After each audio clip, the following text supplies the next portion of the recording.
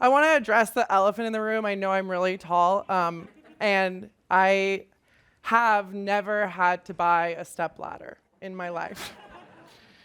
Okay, it didn't land too much, so that's okay. All right. All right. So, in certain categories of life, I am extraordinary. I am 6'5" and an Olympian. But where I'm much more ordinary is in my struggle with my mental health. I was always sort of an anxious kid growing up. One summer, I thought about death, all summer.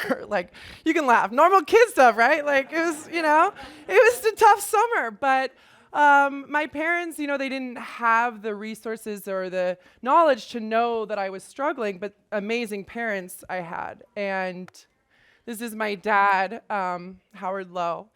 And he was a great father. And he acted as a soother, a comforter when I was anxious. And best part was he was a doctor. So literally a hypochondriac kid, Dad, I'm dying, this thing. And he's like, no, you're fine, Karsta, right? And in 2014, when I was 21, a junior at UCLA, he died. And my life raft had deflated, and I was alone in the ocean, and I was still playing volleyball, and I continued to play volleyball, and I thought of him, and I brought him with me, and I went to the Olympics in 2016, where I won a bronze medal with my teammates, a couple of them. Thank you. And it was an amazing experience, as one can expect. We won this bronze medal, and I never bring this thing anywhere, but it's so cool. And I brought it as a totem, as a grounding force today.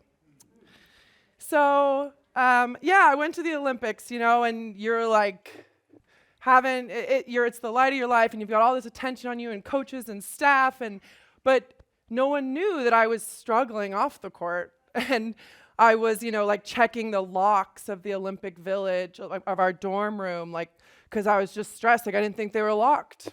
I don't know. And finally, after having some problems in my relationships and my job, volleyball, one of my friends urged me to go see a therapist. And I did, and the same day that the psychologist, she diagnosed me with OCD and anxiety. And that easy. And I know that psychologists, they get this this stigma that they over-label, but she was just that certain that I had OCD and anxiety. And it's okay, there's symptoms on WebMD, you can look it up, it's normal. But that was the first part of awareness, of normalization of what I was struggling with, but truly just the beginning. I continued playing volleyball professionally, and I was in Italy when COVID hit. 2020, everyone's favorite year, believe it or not, is when I had my rock bottom. I had never felt so alone or isolated in my own brain. I was anxious about my body. And so I go to see a new therapist, and who I still see, and I actually talked to her this morning. And she introduced this idea of radical acceptance. Radical acceptance rests on letting go of the illusion of control and a willingness to notice and accept things as they are right now without judging. Marsha Linehan developed this concept as part of her dialectical behavior therapy. She outlined some steps. Accepting the reality is what it is. If you're struggling, you're struggling. Accepting that the event or situation causing pain has a cause. I am struggling because I am obsessed with death. Death is scary, but accepting that life can be worth living even with these painful events.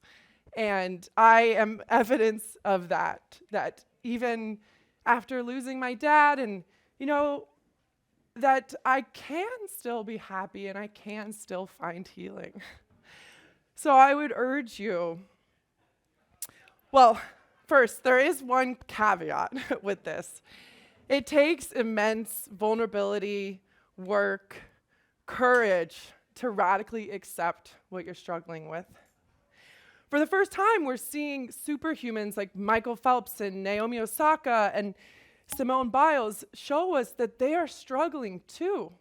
They are not superhumans, they're humans first.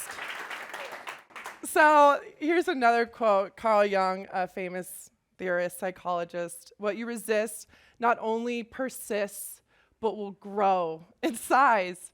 So I would urge you, whatever you may be struggling with, anxiety, depression, addiction, even serious, severe mental illnesses, I would urge you to radically accept it. And once you can, and we can break the cycles of shame and denial that it doesn't exist, we can find true healing. Thank you.